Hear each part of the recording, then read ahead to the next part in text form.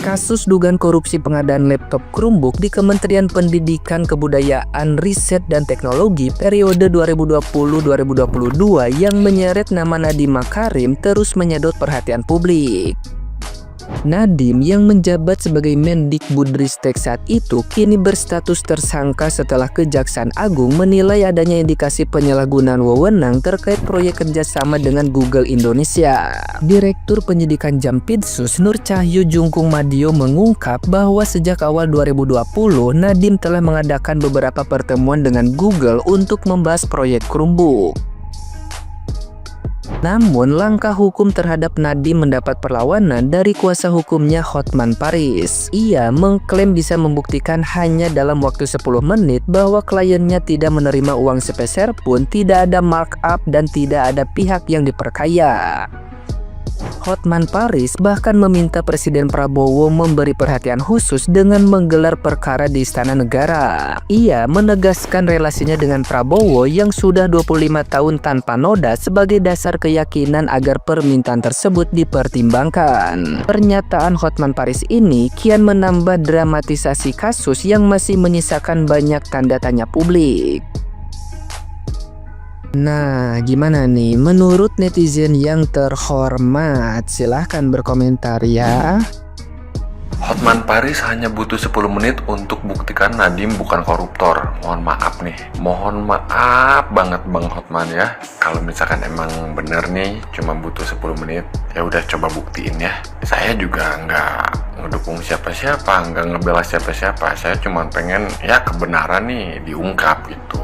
Kalaupun emang Pak Nadiem Makarim bukan koruptor dan bukan penjahat sebenarnya, ya coba buktikan gitu dan ungkap siapa yang sebenarnya salah.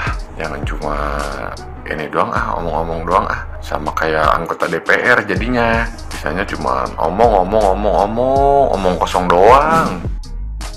Saya tidak melakukan apapun, Tuhan akan melindungi saya dan kebenaran akan keluar. Ucap seseorang yang baru saja ditetapkan sebagai tersangka korupsi. Nadiem Anwar Makarim, mantan Mendikbudristek periode 2019-2024 pada era Jokowi, baru saja ditetapkan sebagai tersangka korupsi dalam kasus pengadaan Chromebook saat ia menjabat sebagai Mendikbudristek. Nadiem disebut telah merugikan keuangan negara sebanyak 1,98 triliun rupiah. Meski telah terbukti merugikan keuangan negara hingga mencapai triliunan rupiah, namun Nadiem mengaku tidak bersalah dan tidak terima dirinya ditetapkan sebagai tersangka korupsi. Dia bilang, saya tidak melakukan apapun, Tuhan akan melindungi saya, kebenaran akan keluar. Udahlah, kalau koruptor itu nggak usah bawa-bawa nama Tuhan segala. Ingat nggak, dulu kalian waktu sumpah jabatan, itu sumpahnya diambil atas nama Al-Quran loh, dan kalian tetap korupsi, artinya kalian nggak takut sama Tuhan. Jadi kalau sekarang kalian terjerat kasus korupsi, nggak usahlah bawa-bawa nama Tuhan segala. Oke, setelah Nadiem, kira-kira mantan menteri siapa lagi yang bakal jadi tersangka korupsi? Feeling gua sih selanjutnya mantan menteri agama ya, Yakut Khalil. Duh, pusing ya guys, orang-orangnya Jokowi ini nggak ada yang bener.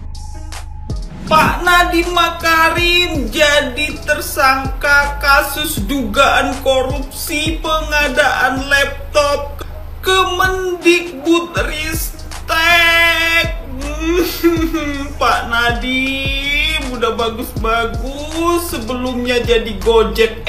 Kok jadi Gojek sih? Jadi pendiri Gojek, ngapain masuk kementerian? Kan jadi korupsi kan?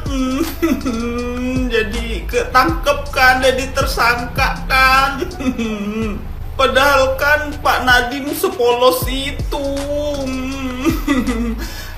Pak Nadiem mau nanya nih, Pak Nadiem korupsi sendiri? Apa ada yang nyuruh? Atau Pak Nadiem nanti setoran atau gimana? Kalau misalkan Pak Nadiem ada yang nyuruh, ada yang Pak Nadiem setorin, ngomong Pak Nadiem seret juga tuh. Masa Pak Nadiem sendiri yang di udah guys ya, bahaya ini guys. Bagaimana menurut kalian guys? Apakah Pak Nadiem Makarim ini korupsi sendiri atau ada yang instruksi atau yang nyuruhnya guys? Bagaimana menurut kalian? Langsung aja kalian komen di kolom komentar di bawah ya. Saya mau tahu pendapat kalian. Nadiem Makarim ketangkap korupsi. Sayang banget ya, padahal dia tuh kreatif banget loh. Bikin aplikasi Gojek yang bisa nganter orang sampai tujuan. Dia juga bisa nganter duit ke kantong yang bener. Malah ke kantong pribadi. Ini dinamakan korupsi anak bangsa. Dari Gojek ke gojel. Ada kuliah luar negeri ngerugiin dalam negeri. Tapi masa iya sendirian sih Pak? Ada kalian terlibat. Ayo bongkar Pak, bongkar, ngomong dong. Banyak yang nanya kenapa dia pakai rompi pink bukan warna oranye. Kalau warna oranye itu buat tahanan KPK. Kalau pink itu inspirasinya dari celana Sahroni. Nggak nyangka banget sih, Menteri Pendidikan tapi nggak mendidik. Padahal auranya umroh banget loh. Di podcast bilang nggak akan korupsi sepeser pun. Triliunan. Banyak komentar katanya dijebak. Udah enak-enak ngurus Gojek malah ngurus negara. Wah kalau dijebak mah, wah kebangetan banget ya dijebak. Kasian banget tuh. Ya datang pahlawan lagi dah. Ini buat para koruptor, sabar ya, tunggu antriannya. Semua akan tersangka pada waktunya. Dikit demi sedikit, lama-lama menjadi tumbal. Orang lagi main tebak-tebakan ya. Lanjut. Mantan menteri siapa yang nabrak mulu? Nadiem makanya rem. Ini yang lagi rame banget sekarang ya, Nadiem Makarim resmi ditetapkan sebagai tersangka korupsi laptop atau kasus Chromebook. Jadi seperti yang kita tahu, pada tahun 2020 lalu pas Covid lagi puncak-puncaknya, pemerintah melalui Kemendikbud menggelontorkan hampir 10 triliun ya buat pengadaan laptop atau proyek Chromebook yang dibagikan kepada para pelajar. Tapi setelah diselidiki oleh Kejagung ya, proyek ini ada indikasi korupsi besar-besaran. Cuma ini kasus sekarang tuh jadi simpang siur nih. Kalau simpang 5 mah di Semarang ya, yang ini mah simpang siur. Kenapa? Karena kuasa hukum atau pengacara dari Nadiem Makarim ya, Bang Hotman Paris mengatakan bahwa tidak ada 1 sen pun uang yang diterima oleh Nadiem Makarim dari pihak manapun. Jadi intinya Nadiem ini dianggap bersih gitu loh, tidak terlibat korupsi. Ada juga yang menyangkut pautkan keterlibatan Bapak Jokowi. Dan ketika ditanya oleh wartawan, Nadiem Makarim ya dengan tegas menjawab bahwa seumur hidup dia ya integritas itu nomor 1. Dia tidak melakukan apapun dan dia yakin bahwa Allah Subhanahu wa Ta'ala akan melindunginya. Intinya si Nadiem ini ya di hadapan wartawan ini ya pokoknya kayak gue kagak korupsi, gue kagak salah gitu loh. Jadi jujur gue bingung banget nih, bener korupsi atau gimana gitu loh, atau ada kesalahpahaman di sini. Coba diselidiki lagi gitu loh. Mungkin bukan korupsi Chromebook, mungkin kromboloni atau apa gitu. Dan ketika Bang Hotman bilang gak ada sesen pun uang masuk di rekening Nadiem ya, gue sampai ke ATM loh ya, sampai cek saldo gue loh. Gue kira tuh transferan salah kirim gitu ke rekening gue gitu, ternyata kagak ada juga. Terus yang paling bikin gue bingung tuh apa lo tau nggak? Anggaran sebesar itu, ya. Nadiem Makarim kemarin follow up-nya kemana gitu? Follow up kemana? Bagus lagi follow-nya follow Mr. Beast gitu. Jadi simple, follow Mr. Beast aja daripada follow up kemana-mana ya. Udah begini kagak jelas ujungnya. Ya kan kalau follow Mr. Beast, follow up Mr. Beast gitu dikasih buat bagi-bagi laptop, mungkin bagi-bagi iPhone juga gitu. Udah tuker sama AdSense, ya kan? Ini mah dituker ame hukumannya kagak make sense. Kejaksaan Agung akhirnya menetapkan Nadiem Makarim sebagai tersangka kasus pengadaan laptop yang merugikan negara sekitar 1,9 T.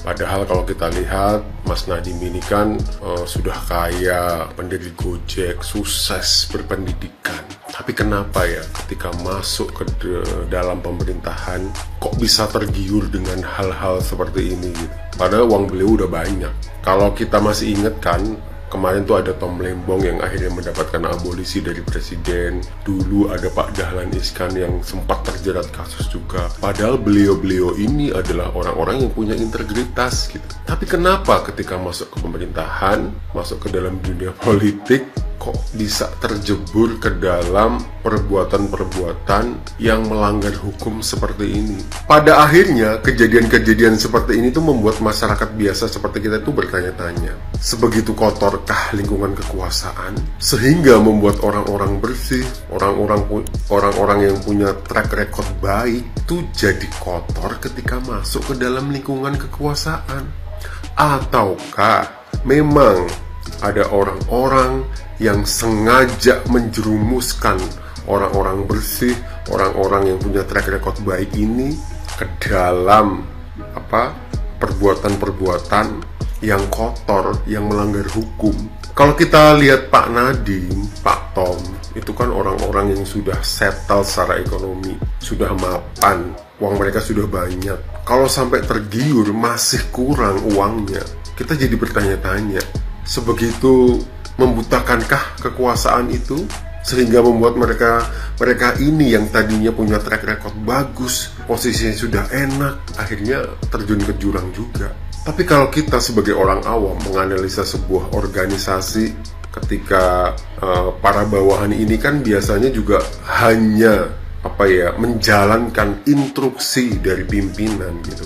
Ketika para menteri ini tentu saja atasan mereka adalah presiden gitu.